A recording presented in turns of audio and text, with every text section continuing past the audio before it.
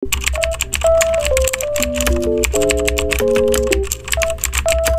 day in my life as a first-time mom. Hello mga mawe, hello mga biday. And for today's video mga mi, dahil nga Sunday ngayon, araw ng linggo, ay talaga namang sinisipag ang inyong kumawe. Kung hindi pa nga maghuhugis Christmas tree itong aking mga labahin, ay hindi ko pa nga maiisipang maglaba. Diyos ko, nangulangot pa nga na eh.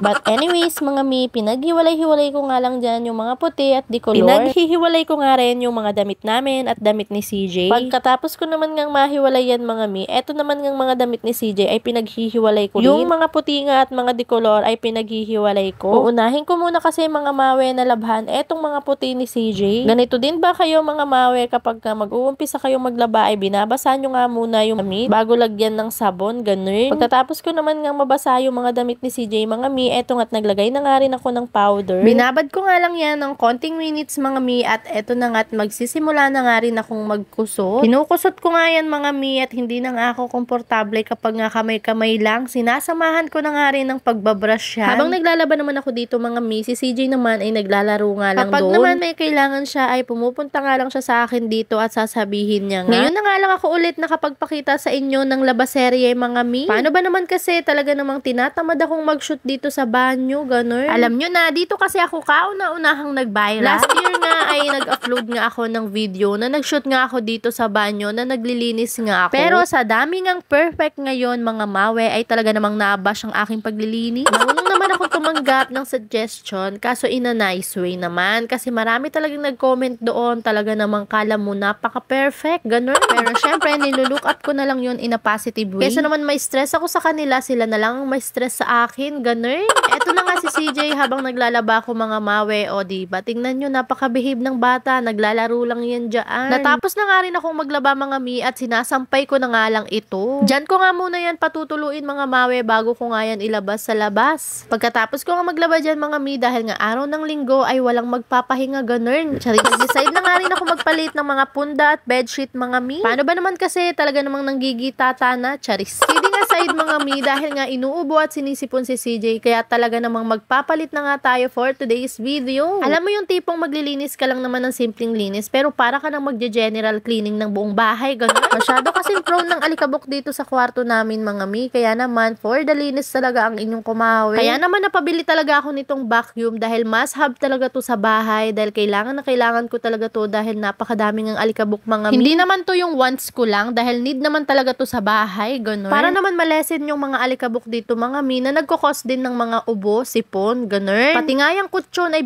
vacuum ko na mga mi dahil alam kong nanggigitata na nga rin yan sa alikabok, ganun. Nagmamadali na nga rin akong kumilos dyan mga mi dahil nga etong si CJ ay talaga namang nanggugulo na. To the highest level, ganun. Kaya naman naglagay na nga rin ako ng bedsheet dyan ng madalian, ganun. At pagkatapos ko naman nga maglagay ng bedsheet dyan mga mi, eto naman nga nilagay ko na nga rin etong mga pinagtanggalan ko dito sa banyo. Vacuum ko nga rin itong kabilang side mga mi dahil napakakalat at napakagulo talaga, ganun. Tingnan nyo naman nga yung bata pa, upo lang dyan samantalang itong nanay niya aligagang aligaga. Relate ba kayo mga mi? Binakyum ko nga lang yung mga dyan mga mi kasi minsan nga nilalanggam na nga rin kami dito dahil nga sa kinakain ni CJ. Binakyum ko na nga rin etong side na mi para nga matapos na, ganun. Napadali na nga itong mga gawain ko mga mi dahil nagkaroon nga ako nitong vacuum. Ipapakita ko nga sa inyo yung lahat ng nakuha ko sa buong paglilinis ko mga mi. O diba, kitang-kita nyo naman na hindi natin makukuha sa simpleng pawalis-walis lang yan, ganun.